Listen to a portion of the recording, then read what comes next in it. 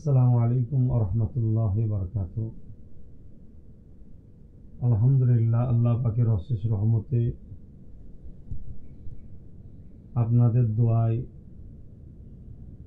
হুজুর পাক সাল্লাল্লাহু আলাইহি ওয়াসাল্লামের কদম মুবারকের ওসিলায় আল্লাহ পাক আমাকে ভালো রেখেছেন। আশা রাখি আল্লাহ আপনাদেরও সুস্থ ভালো রাখেন। দূরে কাছে দেশে বিদেশে যে যেখান থেকেই দেখছেন, নিশ্চয়ই আপনাদেরকে জানিয়েছি যে প্রতি শুক্রবার সন্ধ্যা 7টার সময় আমার ভালোবাসার মানুষদের প্রশ্ন উত্তরের জবাব দিতে তাদেরই রিকোয়েস্টে আমি লাইভে আসছি। গত সপ্তাহে শুক্রবার অত্যন্ত দুঃখের সাথে বলছি যে আসার ইচ্ছা থাকলেও সময় সাথ দেয়নি। বড় পেরেশানের মধ্যে ছিলাম, বড় কাজের মধ্যে জড়িয়েছিলাম, তার জন্য আমি দুঃখিত। আলহামদুলিল্লাহ আজকে আসতে পেরেছি আপনাদের সঙ্গে কিছু কথাবার্তা আলাপ আলোচনা প্রশ্ন উত্তরের বিনিময় নিয়ে। তাই আপনারা সময় নষ্ট না করে আমি চাই আপনাদের প্রশ্ন আমার উপরে যেটা বিভিন্ন জায়গায় থাকে, আমি সময় দিতে পারি না, আমাকে আপনারা হয়তো পান না, অনেক কিছু কোশ্চেন থাকে জিজ্ঞেস করার, সেটা আজকে এই সোশ্যাল মিডিয়ার মাধ্যমে সেই প্রশ্ন উত্তর আমরা বিনিময় করব ইনশাল্লাহ।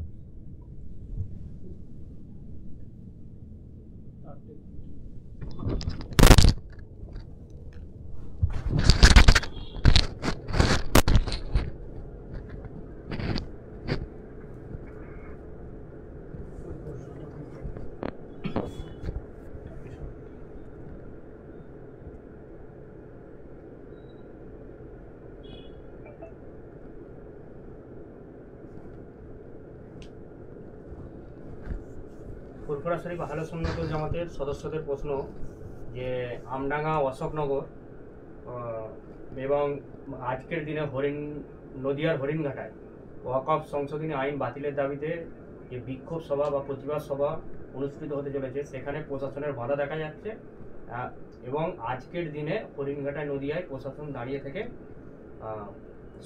প্রতিবাদ সভাকে বাতিল করিয়েছে। এ প্রসঙ্গে আপনি কি বলবেন? অত্যন্ত দুঃখজনক কথা। এটা সংবিধান বিরোধী একটা কর্মকাণ্ড। কেন্দ্র সরকারও যেমন সংবিধান বিরোধী কাজের সঙ্গে জড়াচ্ছে, রাজ্য সরকারও ঠিক সংবিধান বিরোধী কার্যকলাপ করে বেড়াচ্ছে। অ্যাকচুয়ালি ব্যাপারটা নিয়ে বুঝতে হবে। আমার আহলে সুন্নাতুল জামাতের কর্মীদের বলবো, মন ভেঙো না। যেখানে বাধা হবে সেখানে একটার জায়গায় 100টা প্রোগ্রাম করো। আজ বাধা দেবে, কালকে আবার ডেট নাও, পরশুদিন আবার করো, তারপর আবার করো।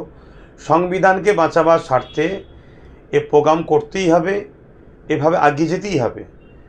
এবারে কেন দিচ্ছে এটা কারণ হতে পারে, কেন আমরা সকলে শুনছি রাজ্য সরকার নাকি বলেছে আমি এখানে ওয়াকফ কালা কানুন লাগু হতে দেব না। এটা রাজ্য সরকার সম্পূর্ণ একটা নাটক বা ড্রামা করছে, যেমন বিগত দিন নাটক করে আসছে। রাজ্য সরকারও এই আইনের পক্ষে এবং ওয়াকফের বিরুদ্ধে। কেন রাজ্য সরকারের আমলা চামলারা বা আমার রাজ্যে ৭৫,০০০ বিঘে সম্পদ আজকে বেদখল হয়ে আছে। রাজ্য সরকারের অনেক নেতামন্ত্রী তারা ওয়াকফ সম্পদকে ঝেড়ে খাচ্ছে, লুটেপুটে খাচ্ছে। অতএব ওয়াকফের বিরুদ্ধে রাজ্য সরকারও ইসলামের চরম দুশ্মন, চরম বিরোধী। তাই তো বলেছিল কোরআন শেষ হয়ে যাবে, আমার উন্নতি শেষ হবে না, ইত্যাদি ইত্যাদি। মাদ্রাসা থেকে শিক্ষক নিয়োগ বন্ধ করে দিচ্ছে। অতএব এটা আমাদেরকে স্পষ্ট ভাষায় বুঝতে হবে, স্পষ্টভাবে বুঝতে হবে। কেন্দ্র সরকার যেমন প্রকাশ্য আমাদের দুশ্মনী করছে, ইসলামের ক্ষতি করছে, রাজ্য সরকার বন্ধু সেজে আমাদের ক্ষতি করছে, তার একটা প্রমাণ প্রশাসন দিয়ে ছোট ছোট করে প্রোগ্রাম করছে। আহলে সুন্নাতুল জামাতকে আমি বলেছি গ্রাম্য লেভেলে, পঞ্চায়েত লেভেলে নেবে প্রোগ্রাম করতে। খুব বড় সভা এখন করছি না আমরা, কেন আমরা মানুষকে জানাচ্ছি আমরা প্রথম স্টেপ আইনের ভাবে যেভাবে চলা দরকার সেভাবে চলছি। এই জায়গায় আমার কর্মীদেরকে এতটুকু বলবো, মন ভেঙো না, আরও করো। একটা বাধা দিলে 100টা করো। আর যদি কোনো সমস্যা হয় কেন্দ্র অফিসে যোগাযোগ করো, যে জায়গায় বাধা আসবে সে জায়গায় আমার ডেট নাও, আমি কষ্ট করে হলেও অনেক ব্যস্ততার মধ্যে থেকে ডেট দেবো, সেখানে বিশাল বড় জমায়েত করো। যেখানে 200, 500, 1000, 1500 লোকের বাধা দিচ্ছে, সেখানে 20, 30, 40, 50,000 লোকের জামায়াত করো, ইনশাল্লাহ আমি যাব, দেখব। গণতন্ত্র, সংবিধান আমাদের সাথে আছে। সরকার কত এসেছে, কত আছে, কত চলে যাবে, ওটা নিয়ে ঘাবড়াবার কিছু নেই। আরও প্রোগ্রাম বাড়াও। অয়ন মণ্ডল জানাচ্ছে, দেশ জুড়ে রাজস্থান, গুজরাট, মহারাষ্ট্র, দেশের বড় বড় শহরে বাংলার শ্রমিকদের উপর প্রশাসনের অত্যাচার দেখা যাচ্ছে এবং কিছু সন্ত্রাসী গোষ্ঠীরও অত্যাচার দেখা দিচ্ছে, বিশেষ করে মুসলিম সম্প্রদায়ের উপর। যাক, আমার অয়নদাকে এটা খুব ভালো প্রশ্ন করেছেন দাদা। ব্যাপারটা হচ্ছে, দেশের বর্তমান যিনারা শাসক আছেন, ইনারা পুঁজিপতিদের পক্ষে, গরিবদের বিরুদ্ধে। এটাকে প্রথম ক্লিয়ার। গরিব এবার কোন ধর্মের, কোন জাতের, সেটা ভিন্ন বিষয়। ইনাদের কেন্দ্রে যে সরকার আছে, প্রথম লক্ষ্যই হচ্ছে গরিবদের বিরুদ্ধে, পুঁজিপতি, অর্থশালী কর্পোরেটদের পক্ষে। এবারে মুসলিমদের ওপরে আঘাতটা আরও বেশি আসছে। এর পিছনে একটা কারণ আছে। কেন? মুসলিম কেন্দ্র সরকার জানে মুসলিমরা আমাদের ভোট দেবে না, অতএব তাদের বিরুদ্ধে প্রকাশ্য প্রথম মুসলিমদেরকে শেষ করো, তারপরে এসসি, এসটি, আরও যারা অন্য সম্প্রদায়ের গরিব সমাজ আছে, দলিত আছে, যেমন উত্তরপ্রদেশে বিভিন্ন দলিতদের ওপরও তো জুলুম হচ্ছে, তাদের ওপরে করো। তো এটা একটা ফ্যাসিস্ট চিন্তাভাবনা বা স্বৈরাচারী চিন্তাভাবনা সরকার চলছে।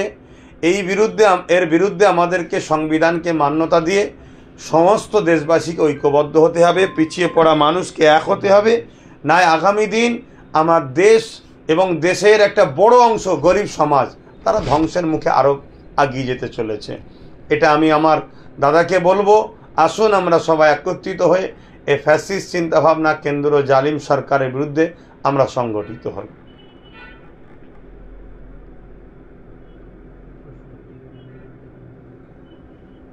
গত একদিন আগে দেখা গেল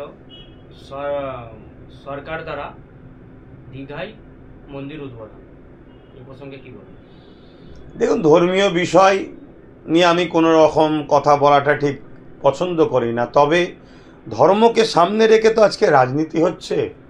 যেমন কেন্দ্র সরকার ধর্মকে সামনে রেখে রাম মন্দির করে মানুষের ভোটকে নিয়ে নিবার ষড়যন্ত্র করলো, ঠিক তেমনই রাজ্য সরকার সমানভাবে পাল্লা দিচ্ছে, যাতে করে আমিও ধর্মীয় সুশ্রী দিয়ে, ধর্মীয় ইস্যু দেখিয়ে আমিও ভোটটা নিতে পারি।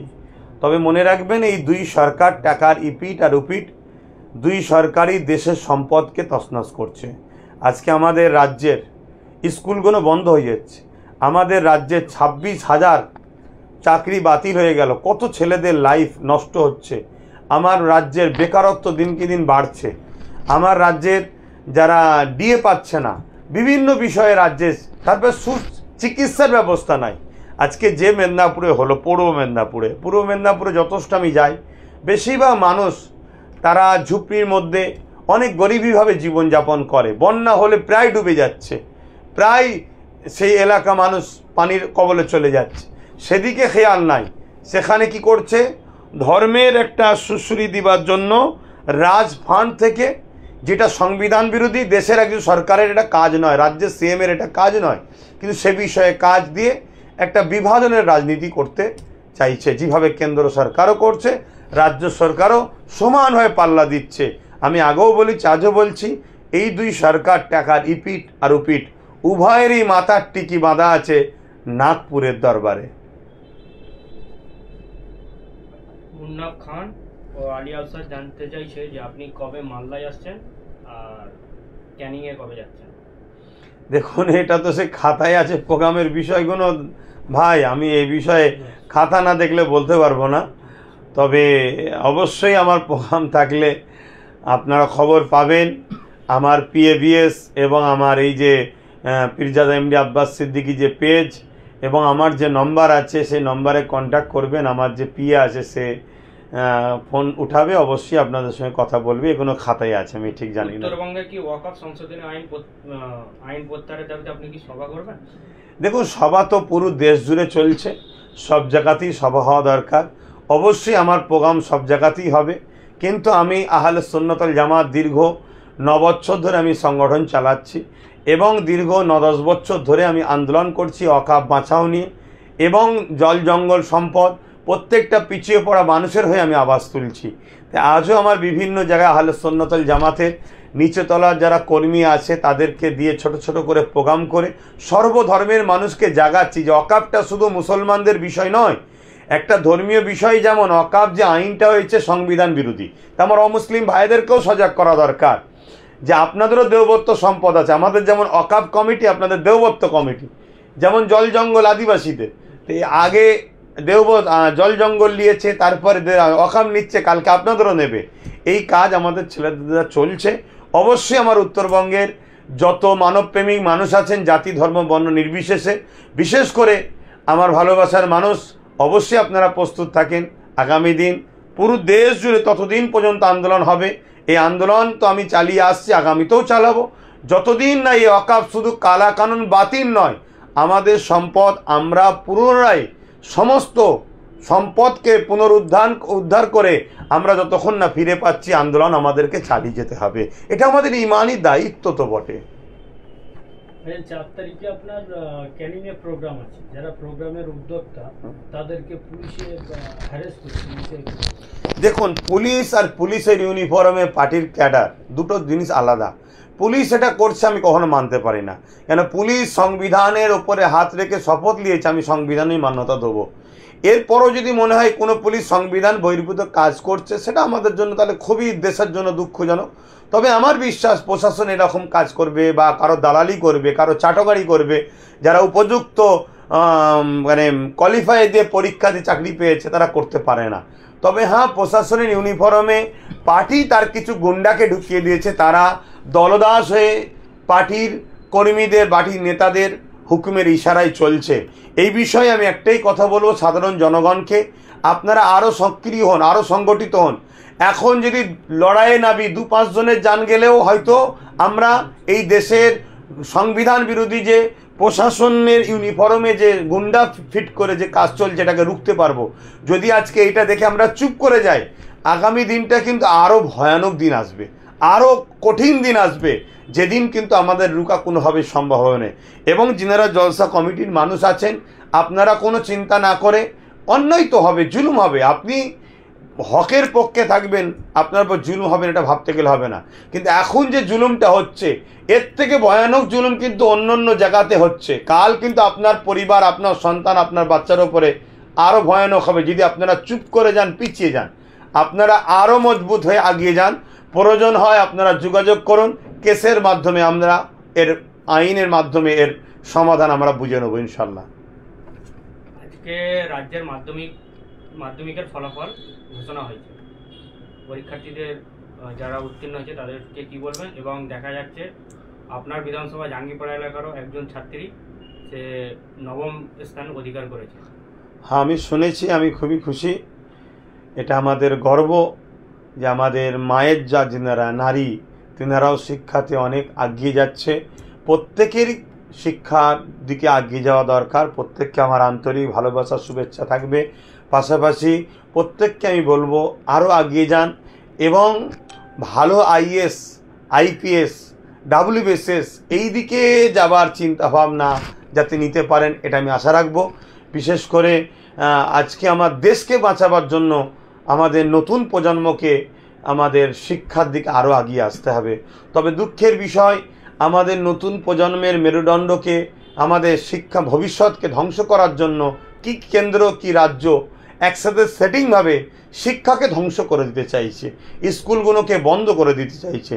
এই যে শিক্ষক স্কুলে কম, এটা একটা শিক্ষাকে ধ্বংস করা একটা পরিকল্পনা। তাই যারা শিক্ষা প্রেমিক তেনাদের সবাইকে বলবো, শিক্ষায় যেমন এগিয়ে যেতে হবে, যাতে করে আমার দেশের নতুন প্রজন্ম শিক্ষা পায়, তার জন্য আপনাদের ঘরে এগিয়ে আসতে হবে, ভাবতে হবে। সাকলিন আহমেদ শেখ জানতে চাইছে, একজন আধ্যাত্মিক নেতা হিসাবে আপনি কিভাবে দেখেন যখন নির্দোষ মানুষ শুধু তাদের ধর্মের কারণে নির্যাতনের শিকার হন? দেখুন, এ বিষয়ে আমি একটাই কথা বলছি। আল্লাহ পাক কোরআন পাকের মধ্যে বলেছেন, তোমরা কারোর উপরে জুলুম করো না, বাড়াবাড়ি করো না, কিন্তু তোমাদেরকে মানে তোমরা নির্দোষ, তারপরও তোমাদের উপরে কেউ যদি জুলুম করতে আসে তখন তোমরা নিজেদের জান রক্ষা করার জন্য তোমরা ডিফেন্সে নামো, সেটাকে প্রতিহত করো। তবে আজকে দুঃখের বিষয়, আমাদের চরম একটা ভুল হয়েছে, যেটা আমরা রাজনীতিতে প্রতিদ্বন্দ্বিতায় এগিয়ে যাই না। আমরা স্বাধীনতার পর থেকে সেই এক শ্রেণীর মানুষের পিছনে আমরা দাসত্ব স্বীকার করে তাদেরকেই পিছনে ঘুরে বেড়াচ্ছি, কখনো এই কালারে আসছে, কখনো ওই কালারে আসছে। তাই আমার মনে হয় এই জুলুম থেকে আমাদের শিক্ষা নেওয়া দরকার। আগামী দিন মুসলিম উম্মার উলামা হজরতদের ঘরে এবং অন্যান্য ধর্মের সর্বধর্মের শিক্ষিত সভ্য মানুষ, মানবপ্রেমিক মানুষ, বিশেষ করে আদিবাসী, দলিত, এসসি, এসটি, মুসলিম সমাজ, মতুয়া সমাজ এবং আরও রাজ্যে, অন্যান্য রাজ্যের বিভিন্ন পিছিয়ে পড়া সমাজ যেভাবে বঞ্চিত হয়ে আসছে ৭৭ বছর ধরে, এই অংশটাকে এখন সংগঠিত হয়ে আগামী দিন আমাদেরকে রাজ পাওয়ারের লক্ষ্যে প্রতিযোগিতা বা প্রতিদ্বন্দ্বিতায় এগিয়ে আসতে হবে, তবে এটা আমাদের সমাধান হবে। অবশ্যই আমাদের সৃষ্টিকর্তার উপরে ভরসা রাখতে হবে, যেমন পাশাপাশি আমাদেরকে চেষ্টাও করতে হবে সমাধানের জন্য। তো গতকাল দেখা গেল দীঘায় জগন্নাথ মন্দির উদ্বোধনে মমতা ও দিলীপ ঘোষ বৈঠক, কি বলবেন? দেখুন, এ বিষয়ে কি বলবো, দুজনে একই, তো এক জায়গায় বসে তো সমস্যা কি আছে? দুজনাই একই গ্রুপের, একই দলের, একটা রঞ্জি ট্রফি আর একটা হচ্ছে কি বলে দেশের জাতীয় টিম, দুটোই একই ব্যাপার, দুটোরই মাথা নাগপুরেতে বাঁধা আছে, দুজনাই একই লাইনের মানুষ, দুজনের চিন্তাভাবনা একই, বেকারত্ব বাড়াও, গরিবি বাড়াও, দেশকে ধ্বংস করো, সমাজকে ধ্বংস করো, শিক্ষাকে ধ্বংস করো, বিশেষ করে ইসলাম সমাজকে ক্ষতি করো। অতএব তারা দুজন এক জায়গায় বসেছে, এ নিয়ে আমি কি আর বলতে পারি?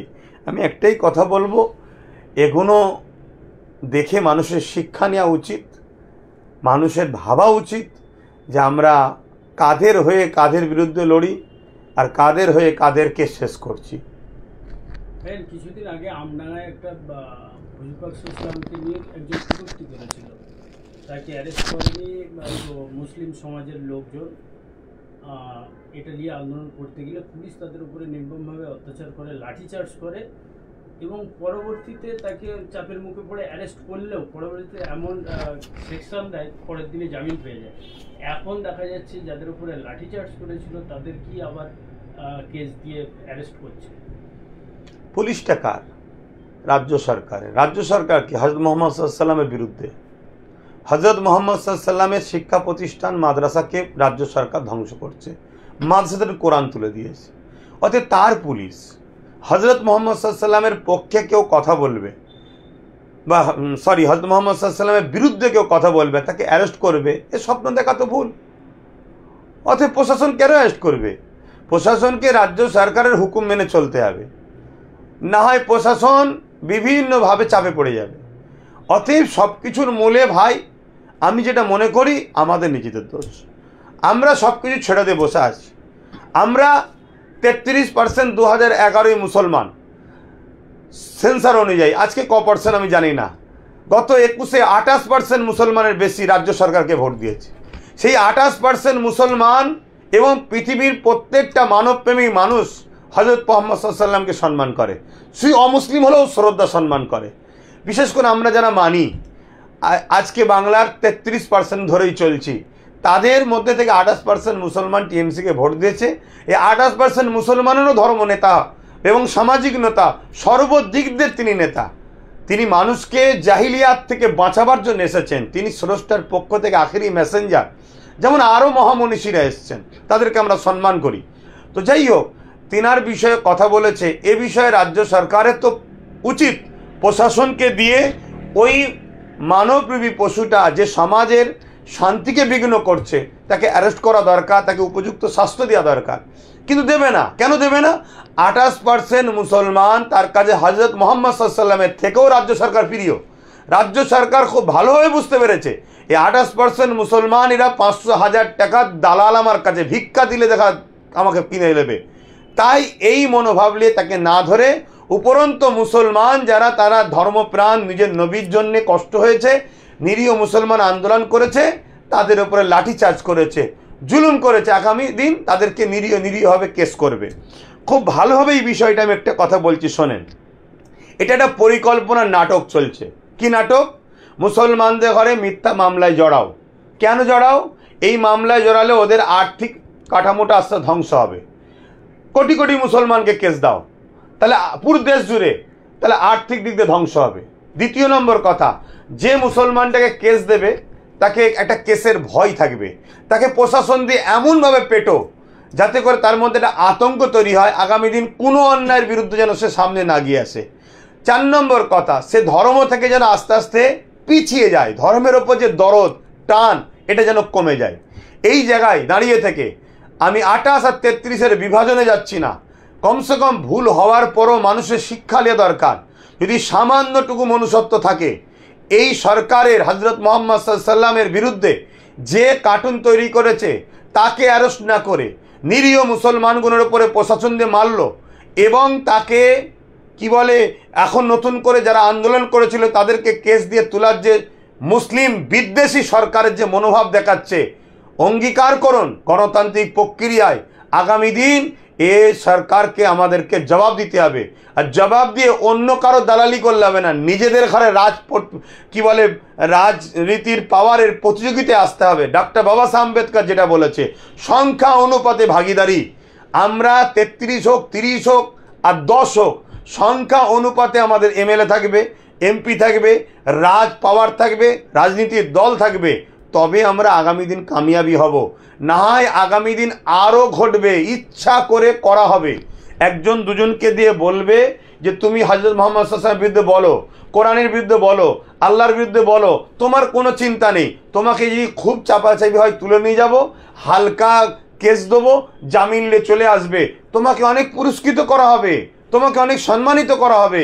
কিন্তু তুমি এই কথাটা বলো, আর যখনই বলবে আমরা স্বাভাবিক প্রশাসনের দ্বারস্থ হব। প্রশাসন যখন অবহেলা করবে, আমডাঙ্গায় যেটা ঘটনা আমি তো নিজে শুনেছি, প্রশাসনের কাছে প্রথম পাবলিক গেছে, প্রশাসন সেখানে গুরুত্ব দেয়নি। প্রশাসন গুরুত্ব যখন দেয়নি তখন পাবলিক রাস্তায় নেমেছে আন্দোলনে। পাবলিকের আন্দোলনে প্রশাসন শুধুমাত্র ড্যামেজ কন্ট্রোলের জন্য গেছে। এবারে এই জায়গায় প্রশাসনকে দোষারোপ করি কিভাবে? প্রশাসন তো হুকুমের গোলাম। গভর্নমেন্ট যদি বলে তুই যাবি না, তোকে আমি ডিমোশন করে দেবো, তোকে আমি জঙ্গলমহলে পাঠাবো, তোকে আমি বিভিন্নভাবে মানসিক টর্চার করব, তাহলে প্রশাসন কি করবে? তাই আমরা পাবলিক, বিশেষ করে 28%, 33% আমরা মুসলমান, আমাদের শিক্ষা নেওয়া দরকার। কবে যে আমরা এই থেকে শিক্ষা পাবো আল্লাহ ভালো জানে।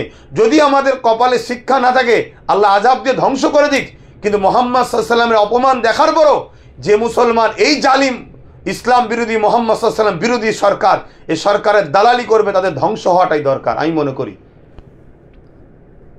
বাংলার পরিযায়ী শ্রমিকদের অন্যান্য রাজ্যে ব্যাপক হারে অত্যাচার হচ্ছে, কিন্তু বাংলার মুখ্যমন্ত্রী নীরব। হবে তো, বাংলার মুখ্যমন্ত্রী তো বিজেপির সঙ্গে সেটিংয়ে আছে।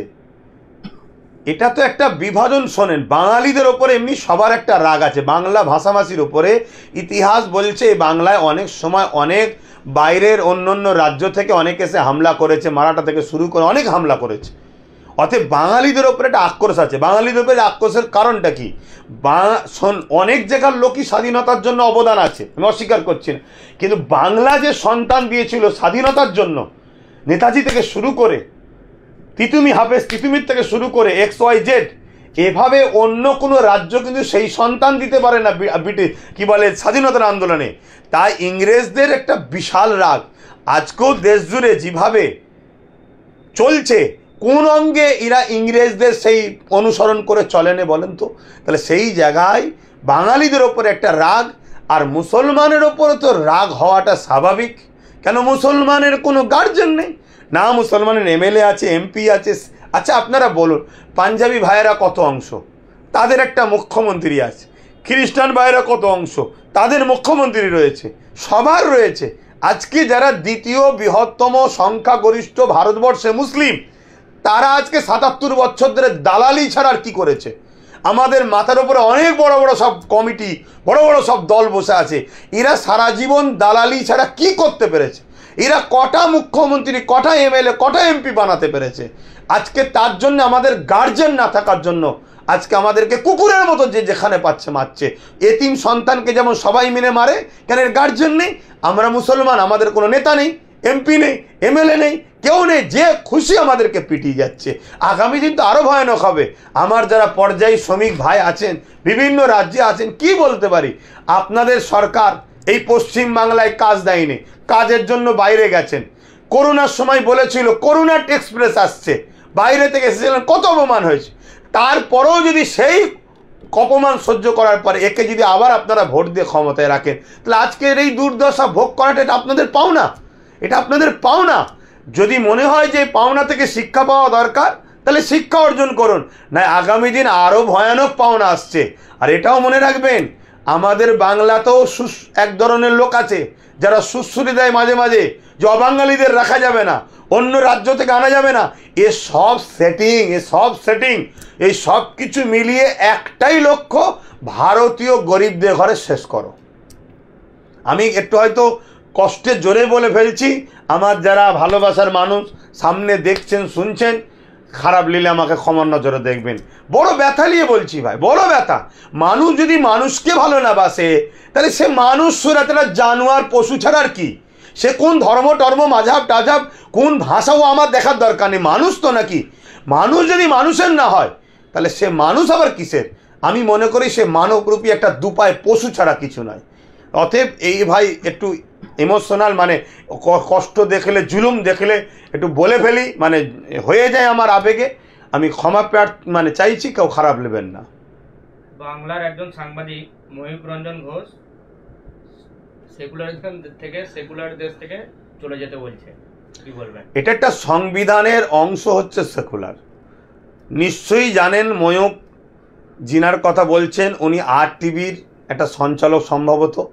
আর RTV সম্পূর্ণ বিজেপির পক্ষে একটা পক্ষপাতিত্ব করছে, যেটা মিডিয়াদের জন্য বা মিডিয়া সমাজের জন্য বা সাধারণ মানুষের জন্য দুর্ভাগ্য। মিডিয়া তো নিরপেক্ষ থাকবে, যেমন প্রশাসন এখন পক্ষপাতিত্ব চালাচ্ছে, মিডিয়াও পক্ষপাতিত্ব চালাচ্ছে। তাই ঠিক তেমনই এই কি নাম বললেন যেন, ময়ূক নাকি, ময়ূক রঞ্জন ঘোষ, এ ভদ্রলোক বিজেপির পুরো পক্ষপাতিত্ব করে। এবারে এই যে সেকুলার কথাটা সংবিধানে, অটল বিহারী বাজপেয়ী সে আমার দেশে একজন প্রধানমন্ত্রী ছিল, তিনিও বলেছেন সেকুলার ছিল, সেকুলার আছে, সেকুলার থাকবে, এরকম একটা কিছু XYZ কথা বলেছিলেন। তো সেই জায়গাতে সেই কথাতে, ময়ূকের কথাতে, তাহলে অটল বিহারী বাজপেয়ীও তো ভুল করছে, তাহলে তাদেরই দলের পুরাতন।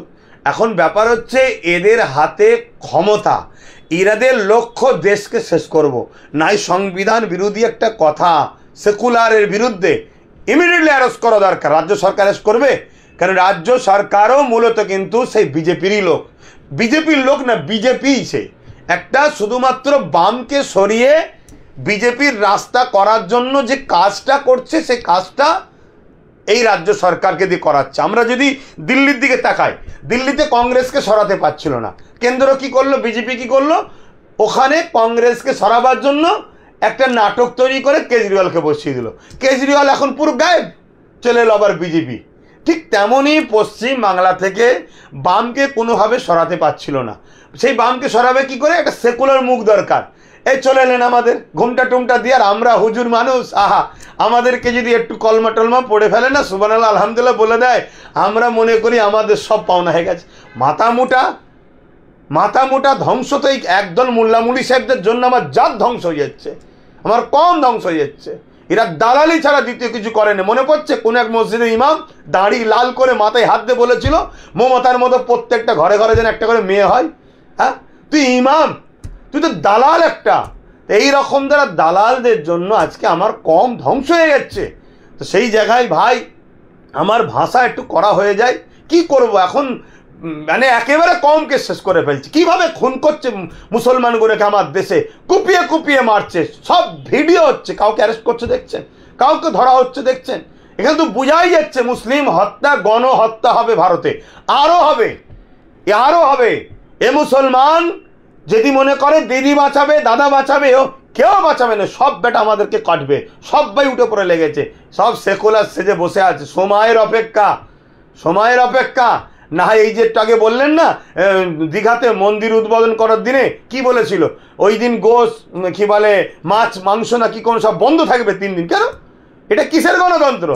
কে কি খাবে, কে কি, এ তো সেই বিজেপির হাওয়া। এই জন্য বললাম না, সব মাথা ওপরে বাঁধা রয়েছে। তো যাক, সেই জায়গায় আমাদেরকে আরও অন্যায় আমাদের উপরে হবে, এর জন্য আমরাও দোষী, আমাদেরই পাওনা আমরা ভোগ করছি।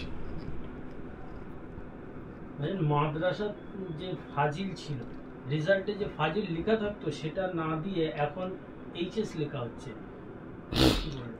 আসামে একটা বিজেপি সরকার আছে, সে তো চাইছে, বলেছিল না যে আমরা মৌলবি চাই না, আমরা কি কম্পিউটার না কি চাইলাম বলেছিল। কিন্তু ও সরকার জানে না ওই আসামে যে আছে পড়াশোনা কতদূর করেছে জানি না, আমার মনে হচ্ছে তো খুব একটা বেশি পড়েনি। কেন, পুরো আমার দেশকে শক্তিশালী করেছে যে এপিজে আব্দুল কালাম সাহেব, তিনি মৌলবি মাদ্রাসা থেকেই তৈরি হয়েছে। অতএব মাদ্রাসাতেই সব কিছু শিক্ষা দেওয়া হয়, মাদ্রাসা থেকে আধুনিকরণ করা হয়। কিন্তু মাদ্রাসা নামটা অ্যালার্জি আছে, মাদ্রাসা নামটা একটা কেমন যেন মুসলমান, তো এজন্য এটাকে তুলে দিতে হবে। নিশ্চয়ই আমাদের বামফ্রন্টের আমলে রাজ্য সরকার কি বলেছিল, আলিয়া মাদ্রাসা ইউনিভার্সিটি, আলিয়ার ছেলে আমরা সব যারা ছিল আমরা খুশি হয়ে গেলাম। আমরা বলতে আমি নয়, বুঝাতে চাইছি। তো যাই হোক, মোল্লারা খুশি হয়ে গেলাম, আলিয়া মাদ্রাসা। আরে মাদ্রাসা আর ইউনিভার্সিটি কখনো এক আসতে পারে না। মাদ্রাসা লেভেলটা হচ্ছে কলেজ, জামিয়া লেভেলটা হচ্ছে ইউনিভার্সিটি। তো কলেজ ইউনিভার্সিটি এক ফ্রেমে আসতে পারে না, কিন্তু মোল্লারা খুশি হয়ে গেল। আর মমতা ব্যানার্জিও জানে এ মোল্লাদেরকে টোপ দিতা খুব সুবিধা, এরা বড় বোকা, এদের সামনে ঘুমটা সেজে যাও, আমার ঘুমটা দেখেই আমাকে বিশ্বাস করলে আমি কি বলছি শোনার সময় থাকবে না। ঠিক তেমনই মাদ্রাসা কথাটাকে তুলে দিয়েছে। তো মাদ্রাসা কথাটা মুসলমানদের সঙ্গে এটা জড়িয়ে আছে ইসলামের সঙ্গে। তো এই জন্যে ভারতবর্ষে ইসলামের ঐতিহ্যকে, ইসলামের স্মৃতিগুলোকেই মুছতে চাইছে। এই যে ওয়াকফ আইন, ইসলামের স্মৃতিকে মুছে দাও। অতএব ভারতবর্ষকে ইসলামের কিছু নিশানা যেন না থাকে, এই লক্ষ্যে কম্পিটিশানে কেন্দ্র সরকার রাজ্য সরকার সমানভাবে কাজ করে যাচ্ছে। সময়ের দাবি বলছে আপনি তো এতিমদের ভালোবাসেন, মা নেই, চরম দারিদ্রতাকে হারিয়ে এতিম মোহাম্মদ সেলিম মাধ্যমিকে আজকে রাজ্যের 4র্থ হয়েছে, কি বলবেন? আমি এ বিষয়ে আমার ভাইকে শুভেচ্ছা জানাবো, এবং মা বাবা অবশ্যই আমাদের প্রয়োজন, তাদের মতো আপন, তাদের মতো প্রিয় এই জমিনের উপরে দ্বিতীয় কেউ হতে পারে না। তবে আমার ওই ভাইকে বলবো, সৃষ্টিকর্তা আপনার সাথে আছে, আপনি নিজেকে কখনো কেউ পাশে নাই ভাববেন না। আজকে আপনি 4র্থ হয়েছেন মাধ্যমিকে, আপনাকে আগামী দিন আরও এগিয়ে যেতে হবে। তার জন্যে স্বাভাবিক বয়স হিসাবে আমি আপনার থেকে বড় দাদা যদি আমাকে মনে করেন, আপনার পড়াশোনার ব্যাপারে সার্বিক সহযোগিতা, মানে সহযোগিতা বলতে সার্বিকভাবে ভাই হিসাবে, দাদা হিসাবে আপনার পাশে আমি দাঁড়াতে ইচ্ছা পোষণ করছি। অনেকে আপনাকে সালাম জানিয়েছেন এবং শরীর সুস্থ থাকার জন্য দোয়া করছেন। সকলকে আমার পক্ষ থেকে ওয়ালাইকুম আসসালাম ওয়া রাহমাতুল্লাহি ওয়া বারাকাতুহু। আমি আপনাদের সুস্থতা কামনা করি। আমি আরও একবার বলছি, আমি খুব দুঃখের সাথে বলছি, হুজুর পাক সাল্লাল্লাহু আলাইহি সাল্লাম হলেন আমাদের জানের থেকে বেশি দামি জিনিস। অতএব রাজ্যে কেন্দ্রে যে সরকার আছে, এরা সাজিয়ে কিছু ছেলেকে দ্বারা এভাবে হুজুর পাক সাল্লাল্লাহু আলাইহি সাল্লাম কোরআন ইসলামলে মাঝে মাঝে নোংরা কার্টুন, নোংরা কথা ছড়াবে। উদ্দেশ্য একটা, যাতে করে আমরা ধর্মপ্রাণ মুসলমান ইনসাফের জন্য রাস্তায় নামবো। সেই ইনসাফের রাস্তায় নেবে যখন আন্দোলন করব, সেই আন্দোলন যারা করবে তাদেরকে কেস দিয়ে মুসলমানদের ঘরে মেরুদণ্ড ভেঙে দাও, মুসলমানদের ঘরে পেটো, মুসলমানদের ঘরে ভয় দেখাও, এই একটা নাটক কেন্দ্র রাজ্য সরকার করছে। পাশাপাশি এটাও বলবো, আপনারা এর সমাধানের জন্য রাস্তায় নামবেন না আগামী দিন থেকে। যদি হুজুর পাক সাল্লাল্লাহু আলাইহি ওয়াসাল্লাম বা কোরআন দিন ইসলামের বিরুদ্ধে কিছু রকম প্রোটেস্ট করে, আপনারা ওই সকল আলেম উলামা ইমামদের কাছে যাবেন যারা রাজ্য সরকারের পাশে ফটো তোলে, তাদের কাছে যাবেন, গিয়ে বলবেন এর সমাধান ইমিডিয়েটলি করেন। যদি না করে তাদের বিরুদ্ধে আন্দোলন করুন, তাদেরকে ধরুন। তারা রাজ্য সরকারের দালালি করছে, রাজ্য সরকারের দালালি করে এর বিনিময় নিয়ে আজকে জাতিকে তারা ধ্বংস করছে। 1 নম্বর পয়েন্ট। 2 নম্বর পয়েন্ট, আপনারা আইনের দ্বারস্থ হন। এই আইনের দ্বারস্থর জন্য অবশ্যই আমি আপনাদেরকে ওপেনভাবে বলছি, আমার ভাই নওশাদ সিদ্দিকীর কাছে আসবেন। সে যদি আপনাদের কথা না শোনে আমার কাছে আসবেন, ওকে নিয়ে আপনাদের সাথে বসিয়ে কাজ করাবো।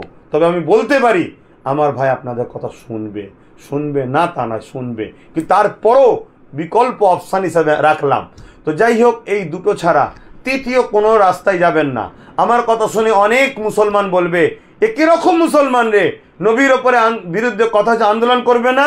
ওরা হচ্ছে মুনাফেক, ওরা আপনাকে নাবাতে চাইছে, ওরা রাজ্য সরকারের চামচা, নাবিয়ে দিয়ে আপনাকে বিভিন্ন কেসে জড়িয়ে শেষ করে দিতে চাইছে। তাহলে সমাধান কি? এর সমাধান হলো রাজ পাওয়ার তৈরি করুন, এমন পাওয়ার তৈরি করুন। আগামী দিন আইন তৈরি করতে হবে, শুধু হজরত মুহাম্মদ সাল্লাল্লাহু আলাইহি ওয়াসাল্লাম নয়, কোনো ধর্মের ধর্মগুরু মহানায়ক যারা ছিলেন তাদের বিরুদ্ধে যারা কোনো রকম কটূক্তি করবে, একটাই শাস্তি, যাবজ্জীবন জেল। আইন করুন, সে আইন করার মতো সরকার তৈরি করুন। আগামী দিন এটাকে প্রজেক্টে রাখুন।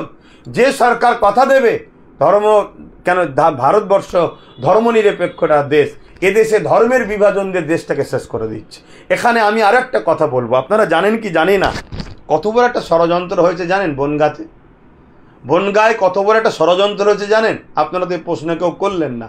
বনগাঁয় একটা এয়ারপোর্টে দুটো ছেলে পাকিস্তানের পতাকা বাঁধছে, যে পতাকায় লেখা আছে পাকিস্তান জিন্দাবাদ, ভারতবর্ষ মুর্দাবাদ।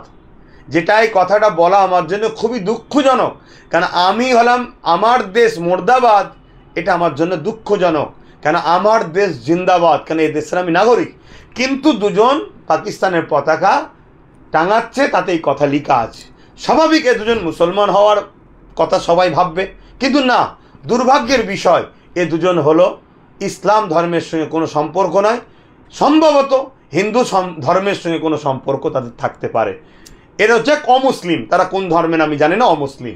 তো সেই জায়গাতে তাদেরকে হাতে নাতে ধরা হলো, এসটিএফ এবং এসপি সেই বিষয়ে একটা বাইটও দিল, তাদেরকে অ্যারেস্ট করা হলো। কিন্তু দুঃখের বিষয় গতকাল অ্যারেস্ট, আজকে তারা জামিন পাচ্ছে, ফুলের মালা পরে ঘুরছে। এখনো কি মুসলমান বুঝবেন না যে আপনাদেরকে মেরে ফেলার প্ল্যান হয়ে গেছে? হ্যাঁ, আব্বাস সিদ্দিকী তো দালাল বলেছিলেন আপনারা না? এখনো কি আপনারা জাগবেন না? ঠিক আছে, আমাকে গাল দিয়ে শকিয়েছে, দিয়েছেন, দেন। আপনার ঘরের এই ছোট বাচ্চাটার জন্য জাগবেন না? আপনার ঘরের এই মা বোনটার ইজ্জতকে বাঁচাবার জন্য জাগবেন না? আমি জাগার মানে এটা নয় যে ওই সন্ত্রাসদের মতো আপনিও রাস্তায় নেবে যে নিরীহ মানুষকে মানে, এটা বলছি না। রাজ পাওয়ার তৈরি করুন, প্রশাসনিক ক্ষমতা ছাড়া কখনো হয় না। আর যদি মমতাকে আপন মনে করেন, ওকে আপন মনে করেন, তাকে আপন মনে করেন, তাহলে আপনারা যেভাবে ঠকছেন আগামী দিন কিন্তু ঠকলে আর বাঁচার উপায় নেই। মনে রাখবেন এই কথাটা, দুজন পাকিস্তানের পতাকা আমার দেশের বাঁধছে এবং তাদের লেখা আছে ভারতবর্ষ মুর্দাবাদ, পাকিস্তান জিন্দাবাদ। তাদেরকে ধরলো, ধরার পরও তাদেরকে জামিন করলো। তাহলে কোনো এক জায়গায় পালগুয়েতে যে হামলা হলো, এই হামলা কারা করলো? এই হামলার পরে পুরো দেশ জুড়ে মুসলমান উচ্ছেদের যে ষড়যন্ত্র শুরু হলো, এই হামলা কারা করলো? একটা প্রশ্ন কি থাকে না? এটা বুঝবেন না? আজকে কোনো মুসলমান জীবনে কোনো দিন বলতে পারে না, ভারতের বর্ষের কোনো মুসলমান ভারতের আবহাওয়ায়, ভারতের নুন খেয়ে পাকিস্তান জিন্দাবাদ বলতে পারে না। সে তাহলে ইসলাম বিদ্বেষী, সে ইসলামের দুশ্মন, সে ইসলামে আদর্শ দেয় না আমাদেরকে। কিন্তু আজকে গাদ্দারগুলো কি করছে দেখছেন না? কিন্তু তারপরও প্রশাসন তারা ধরা পড়বে, তারা জামিন হবে, কোর্টের মধ্যেও তাদের মানুষ রয়েছে, সব জায়গায় তারা রয়েছে। অতএব এখনো যদি আমাদের উলামারা, ইমামরা না জাগেন, তাহলে আমি আজকে বলতে বাধ্যই হলাম, আপনার মসজিদের মধ্যে ঢুকে আপনাদেরকে শেষ করে দেওয়া হবে, কিচ্ছু করতে পারবেন না। আমি জানি না আমার এই বক্তব্যে কি আমাকে কোন নজরে লিখছেন, হয়তো তলায় আবার দেখতে পাবো দালাল, আব্বাস সিদ্দিকী দালাল। কার দালাল? বিজেপির দালাল। কিছুদিন পরে শুনবো, কখনো শুনি টিএমসির দালাল, কখনো শুনি বামের দালাল। আল্লাহ বিচার করবে, আল্লাহ বিচার করবে। তবে মানুষকে বাঁচাবার, মানুষকে সঠিক পথ দেখাবার ইসলাম হুকুম দিয়েছে। আমি বললাম দায়িত্ব নিয়ে, তবে একটু জোরে জোরে কথা বলেছি, আমি আরও একবার ক্ষমা চাইছি। খারাপ নেবেন না। কেন, আমি খুব ব্যথালে বলে ফেলছি। ভালো থাকেন, সুস্থ থাকেন, আল্লাহ হাফেজ।